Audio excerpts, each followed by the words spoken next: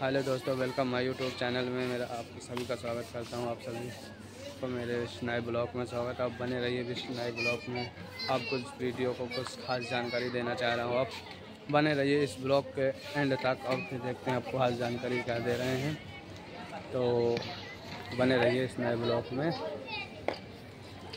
आपको बता रहा हूँ कि अब इस समय जैसे इस नवरात्रि में बम्पर ऑफर धमाका आया हुआ है, बहुत शानदार और बहुत जानदार किसान भाइयों के लिए है वीडियो। और देख तो सभी लोग सकते हैं, सभी लोग समझ सकते हैं, लेकिन खासकर अधिकतर एक किसान भाइयों के लिए वीडियो बना रहा हूं और उनको बताना चाह रहा हूं। आप सभी लोग देख सकते हैं। सबसे पहली बात तो अब ये नवरात्रि आ गया है। नवरात्रि में अब शुभ दिन है। ये पितृ खत्म होने के बाद ये नौ दिन का नवरात्रि आएगा। इसमें हर गांव में मूर्तियां बैठाई जाती है दुर्गा माता की और पूजन होता है। 9 दिन इनका पूजन होता, फिर विसर्जन कर दिया जाता है।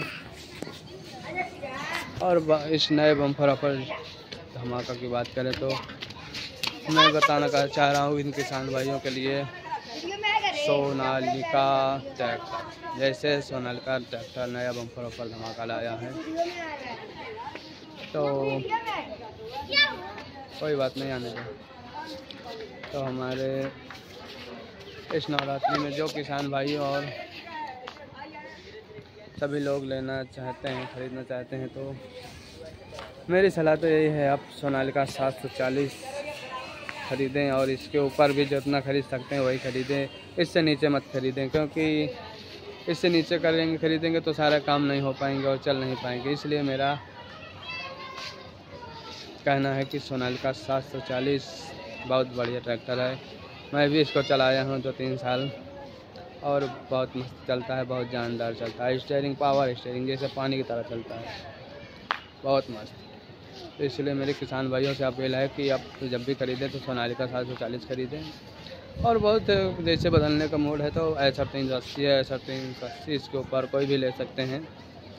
और मैसी भी ले सकते हैं, लेकिन मैसी 7250 वही लें। उसके अलावा और कोई नीचे लेंगे पूरा काम नहीं हो पाएगा।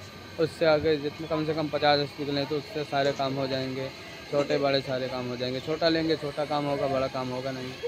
इसलिए मेरा कहना है कि बड़ा ही लें, तब फ़ायदा है। देखिए जैसे सोनालिका 740 की बात कर रहा हूँ, उसकी बात इसलिए कर रहा हूँ क्योंकि उसमें सारे काम हो सकते हैं भाई। अल्टरनेटर चला लेंगे, खेत की जुताई कर लेंगे, कल्टीवेटर, हैरो, रोटावेटर। हैरो तो 14 तवा भी चला लेंगे, 15 तवा चला लेंगे। और रोटावेटर भी बढ़िया 100-2 मीटर के चला लेंगे आराम से, बढ़िया रहेगा। इसलिए मेरा किसान भाइयों के लिए यही निवेदन है।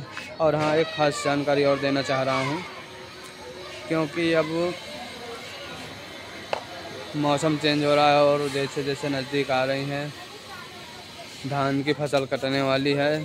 अब लगभग ये नवरात्र के बाद दीपावली से सब कटने लगेगा और लगभग कुछ कट जाएगा, थोड़ा ही बहुत बचेगा तो कट रहा है। इसलिए समय से खेत में पानी लगाएं और समय से खाद डालें, हर चीज़ समय से सारा काम करें, तब वो किसान भाइयों को बम्पर मुनाफा होगा, धमाका होगा।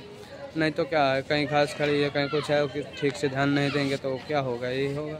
फिर बाद में यही होगा, सिर पकड़ना पड़ेगा यार, अब तो कुछ हुआ नहीं, पैदा ही नहीं हुआ, क्या करें। तो इसलिए जितना हो सके खासकर विशेषकर जानकारी रखें और ध्यान दें, समय से काम करें और समय से उठें। ये नहीं कि सुबह जाना खेत में 5 बजे उठते हैं, 8 बजे तो कहाँ से जा पाएंगे, पहले धूप हो जाता है और अब ठंडी भी आने लगा। इसलिए एक खास जानकारी और बताना चाह रहा हूँ कि क्योंकि जैसे कि हम देख रहे हैं हमारे किसान भाइयों के यहाँ जानवर होते हैं, पशुपालन ये सारे हैं, गाय भैंस बकरी बैल आदि सभी हैं। तो इनके रहने के लिए भी अब ठंडी आ रही तो इनकी व्यवस्था करना पड़ेगा। जैसे कि हमें जैसे अपने लिए हमको घर में छत डलवाने की ज़रूरत पड़ती है, ठंडे लगते हैं, स्वेटर पहनते हैं, जूते मोजे पहनते हैं, तो इस तरह इनको भी ठंड लगता है। इसलिए इनके रहने के लिए भी भाई कुछ लोगों के यहाँ तो घर है, मतलब लंबा बड़ा घर है, तो कोई बात नहीं, उनके तो व्यवस्था हो जाती है रहती है। लेकिन कुछ लोगों के यहाँ नहीं है, तो जैसे भी कहीं भी खेत खलिहान जहाँ भी रहते हैं आसपास उनके लिए जैसे छप्पर वाला घर बना लें, टटिया डाल के बना दें, क्योंकि उनको ठंडी की राहत से बचाया जा सके। ये नहीं गर्मी थोड़ी ना है कि कहीं भी बांध दो, आराम से हवा लगेगा, टहलेंगे। तो इसलिए इस चीज़ को ध्यान देना पड़ेगा, आवश्यक है ध्यान देना। मेरा आप सभी से तो यही कहना है। और फिर अब मैं रहता था गांव में तो मैं अपनी व्यवस्था खुद करता था, अपने जानवरों की और अपने घरों की। फिलहाल अभी इस समय तो मैं लुधियाना पंजाब में हूँ, और इसके बाद अब दिवाली पे गांव जाऊंगा। और मेरा सभी किसान भाई और युवा भाइयों से निवेदन है कि सब लोग अपने रोज़गार काम पे ध्यान दें और बेरोज़गार ना बैठें, बेरोज़गार ना रहें, रोज़गार करें, कुछ ना कुछ काम करते रहें। जैसे कि चाहे बाहर जाके कमाएं, चाहे गांव में रहें, खेतों में कोई रोज़गार करें, या तो गांव में ठेला है, ठेलिया है, मतलब कुछ ना कुछ रोज़गार करते रहें। अगर आप बेकार बैठोगे तो बेकार रहोगे, बेरोज़गार रहोगे। तो इसलिए कुछ ना कुछ करते रहोगे, खाली नहीं रहना चाहिए।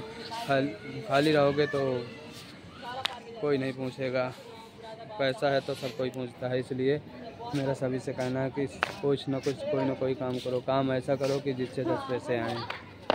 रोज़ 10 रुपये आएंगे तो वो भी बहुत है। अगर हम बेकार बैठेंगे, बेरोज़गार रहेंगे तो बेकार रहेंगे, कोई मतलब नहीं है। इसलिए इस जन्मभूमि में, इस मातृभूमि में, इस भारत में जन्म लिए हैं तो कुछ करके दिखाइए और बेकार मत रहिए।